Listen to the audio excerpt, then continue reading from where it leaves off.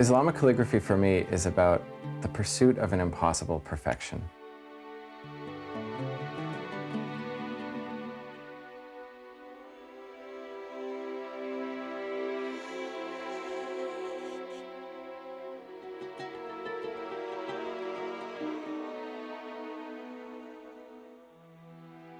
My name is Josh Baer, and I'm a calligrapher based in Washington, D.C. I've been learning calligraphy for about 10 years now, 8 of which have been with my teacher, Mohammed Zakaria. When I was in high school, it was 2002, and we were in a build-up to a war in Iraq. I decided then that I didn't really trust all of the sources on the news that were telling me what Arab people thought and what Iraqi people were saying. Instead, I wanted to hear it from the source in their own language, and I wanted to understand it. So I decided when I was in high school that when I got to university, I would study Arabic. And when I got there, on the first day, the teacher put up a video of someone writing the alphabet in Arabic calligraphy. And I thought to myself, that's the coolest thing I've ever seen in my entire life. I want to learn how to do that.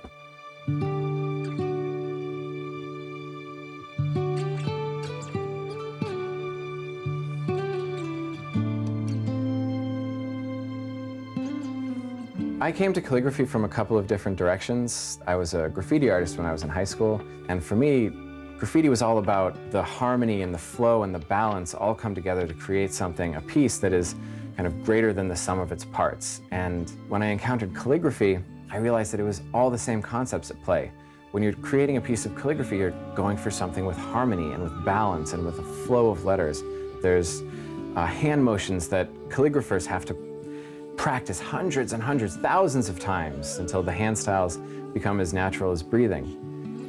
The other background that brought me to calligraphy is my family's background. My mother is a professor of Islamic art. My father is a bookbinder and an illuminator, and so when I got to study Islamic calligraphy, all of those things were very natural and felt very at home for me.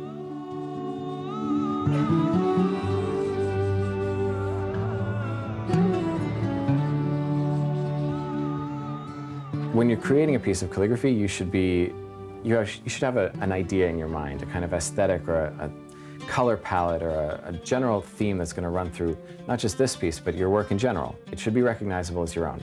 And to do that, you have to be able to customize everything. So you have to be able to fine-tune the paints that you're using to create your illuminations. You have to be able to fine-tune the colors of the paper that you're writing your calligraphy on, so it kind of maintains a cohesive look throughout the entire piece. I believe that in order to do that, you must not just be a master of one thing, you must be a master of many, many things.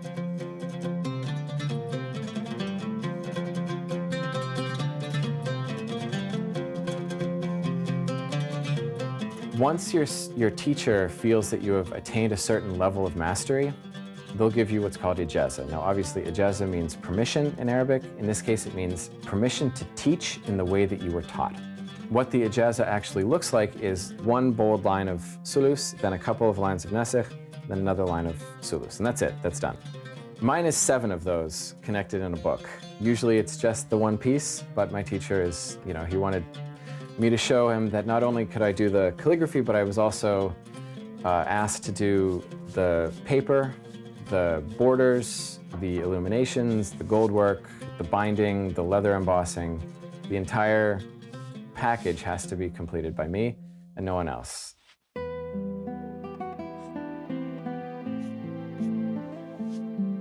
One of the things that I love about the world of calligraphy and the calligraphers that call it home is that it doesn't matter what you look like, what language you speak, what country you're from, what color you are, any of that. The only thing that matters is, can you write that line? It's about this shared love of this art and a continuing drive to make your own art better and to, in so doing, enrich the entire community.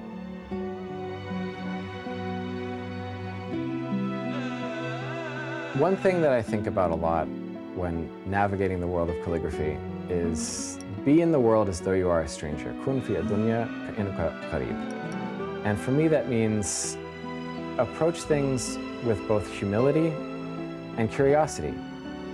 Learn as much as you can about this new thing, but do it in such a way that you're not imposing your own idea on it. You're listening to the source, and you're trying to walk in that path.